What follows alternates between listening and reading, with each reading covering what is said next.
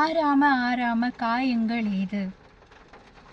கண்ணம்மான்னு நம்மளுக்கு யாரும் பாடுறதுக்கு வரமாட்டாங்க.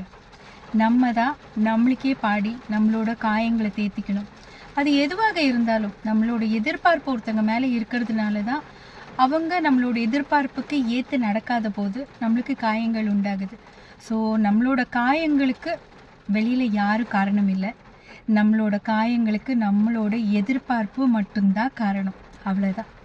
ஸோ எவ்வளோக்கு எவ்வளோ உலகத்து மேலே, மனிதர்கள் மேலே, நம்மளோட ரிலேஷன்ஷிப் மேலே எதிர்பார்ப்பை வைக்கிறோமோ அவ்வளோக்கு எவ்வளோ நம்ம காயங்கள் சுமந்து தான் ஆகணும். எவ்வளோக்கு எவ்வளோ அதை கட் ஆஃப் பண்ணி எல்லா எதிர்பார்ப்பும் நம்ம மேலே, நம்ம மற்றவங்களை இன்னும் நிறையா புரிஞ்சுக்கணும், நம்ம மற்றவங்கக்கிட்ட இன்னும் அன்பு செலுத்தணும், நம்ம இன்னும் பொறுமையாக இருக்கணும் அப்படின்னு அந்த எதிர்பார்ப்பெல்லாம் நம்ம மேலே தேடும்போது டெஃபினட்டாக மற்றவங்களுக்கு ஒரு ஆறுதலாக நம்ம இருப்போம்.